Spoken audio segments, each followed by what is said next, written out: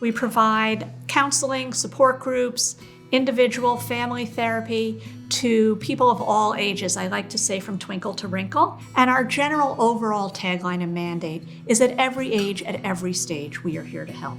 The services that we provide out in the community, the conferences, the workshops, the consultations, that's part of expanding into the community to ensure that everybody is getting the mental health services and the support that they need. Our domestic violence division, Rachel Coalition, provides domestic violence counseling services to victims and also to children who have been impacted by domestic violence. And our legal services provides direct representation for final restraining orders as well as advice and counsel. It happens everywhere, and people need to know that. And so we've been committed with a generous funder, Thelma Florin and Richie Florin, who's being honored this year, to do an educational awareness event. We had a great response to this year's event. We had a lot more men than we usually do. And for a domestic violence awareness event, it's very important to us to have men there because men need to be involved in stopping domestic violence. I am the Director of Clinical Services at Jewish Family Service, and I oversee the clinical departments here.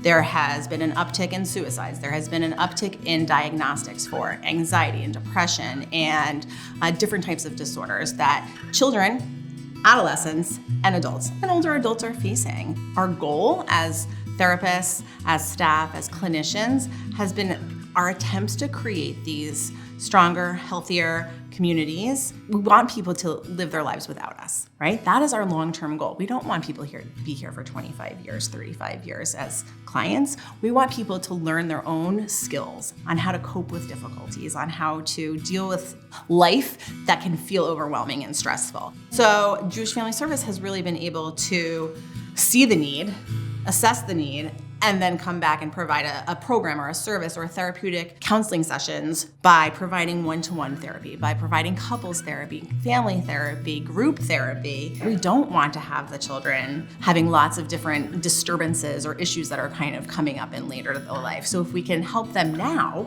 the better the outcome. Our JFS clinicians have provided close to 3,000 individual, in-person therapy sessions to the clients that are being served here at JFS. The crisis is getting larger, and the funding that's coming through is decreasing year after year after year. I'm really concerned about our ability to provide the quality and consistent care that we've been able to provide to our clients and our community moving forward. One of the most important things for adults with developmental disabilities is that they feel like they have some self-efficacy and some independence. And Support Coordination is a Medicaid-funded program that provides case managers to work with the adults with developmental disabilities to ensure that their needs are met and the things that they want to do to make their lives more fulfilled are satisfied. And that's what our case managers do for them. It's very complex to provide services for an adult with special needs. They might not know what services are needed or what services are able to be provided. So a support coordinator will be able to provide them with a list of a directory of services when they're not sure which direction to go. So that's where we come in and make the connection so that the services happen. A lot of people don't know that Jewish Family Service collaborates with the state in order to provide these services and benefits to the community. If Jewish Family Service didn't exist, I don't know where these families would go. I don't know if they would have a spot to know where to make these decisions. And that's where we step in as support coordination and as Jewish Family Service to be able to guide these families and be able to provide them the support that they might need. Ever since COVID, our community has been hurting.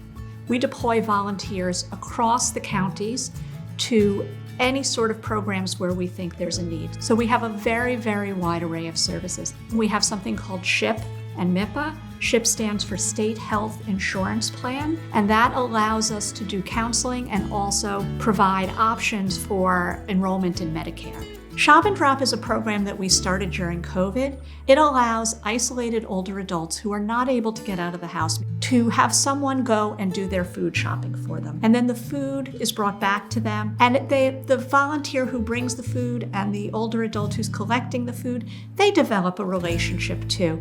We work with children in a program called Reading Buddies, where we go into the school and help provide enhanced literacy by having volunteers read to the children. The key to reading is, first, it's a skill, right? So many of our younger kids, it's a skill that you have to learn how to do. But the real trick is then creating a passion, taking that skill and then creating a passion. And Reading Buddies allows our students to look at new books, new stories, and really develop that passion so they'll be lifelong learners, lifelong readers. Just being able to read is one thing, but enjoying reading is what carries you out for the rest of your life. And that's where the true value is that exposure to new books and new people. Reading Buddies has encouraged our children to want to read. It's encouraged them to want to visit the library. They may not get the reading support that they need, outside of the classroom environment. It gives them the opportunity to see different kinds of books and how different books can encourage them wanting to learn to read. I've seen a lot of changes, especially with my children that did not speak in the classroom, like they came in and they were very shy. Because of the way that Mr. Bill works with them, it has encouraged them to talk. So he's very animated in the way that he reads books. He becomes a part of the book, so then he encourages them to become a part of the book. It just opened them up. Children need to know that people care. They look forward to seeing you, and it gives a sense of purpose. It fills up a small period of your time, an hour of your day. Again, it can be done via Zoom, it can be done in person, but it allows you to really impact a group of students. And if you were here to see how excited these kids are, that in itself is the reason why many of us come here every day. As a school leader, all I can do is thank the donors who support programs like these. The Reading Buddies program is a phenomenal program for our school. The donations, whether it be the books at the end of the year, the excitement the students have. We do it every June, so they give them something to read over the summer. So it lets them carry on from all the success they've had all school year. And they come up to the library, there's a plethora of books, their reading buddy walks them around, student by student, or helps out this one or that one. They know what the kids like, which is the joy to see, is they walk them to those tables. The kids are so excited to take their book home, and that joy on their face that, like, this was a great year, thank you for your help, but now I'm able to bring this book home thanks to you, is one little thing that we can't thank you enough for.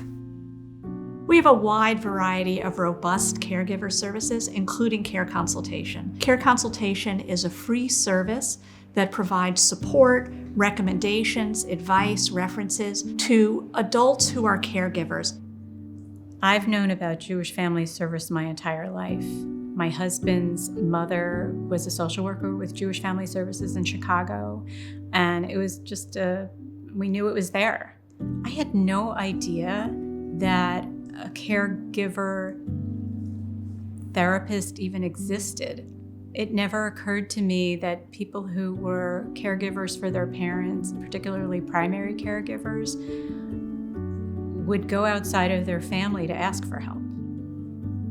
My mother is an incredibly vibrant woman. It was a scary thing when her diagnosis for stage 4 lung cancer came out. I still didn't quite understand what that meant. She's the strongest person I know. And to see her not being self-sufficient, which was infuriating to her, was the hardest thing I'd ever experienced. I don't think you know you need help until it's a little too late. I started to have some physical discomfort, achy joints, and I was having trouble sleeping, and I wasn't quite myself. And I think some of my friends noticed it, and people ask you every day, how is your mother? What's going on? How are you? And your life isn't your own. And it was really somebody from JFS that noticed I wasn't myself and said, do you want to talk to someone? And I really didn't want to talk to a friend. I was just I didn't want to be vulnerable with my friends. I was connected to Siobhan, the coordinator for caregiving services. And she was amazing. Right away, she figured out what I needed. And while she was able to provide lots of information about other services somebody who's ailing might need, I really just needed to talk to someone, and she was fantastic. It wasn't as though she was saying, your challenges are less, but that you're not alone, and I understand you. And I talked to lots of people about this. It was very validating. I felt like I could take a deep breath, and thank God for Jewish Family Service and what we can do for what they did for me, and what we can do for anybody in the community that will avail themselves to our help.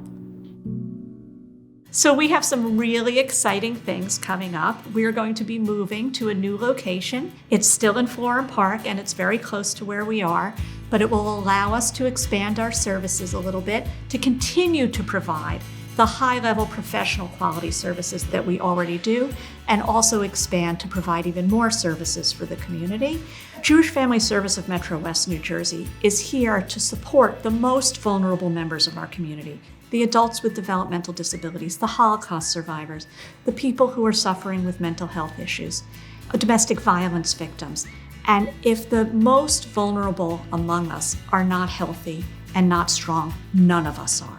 And so whether you come to us and be a volunteer or give us a gift, which helps us provide services that will serve the community, we invite you to be a part of Jewish Family Service and know that you're a part of what is making us a healthier and stronger community.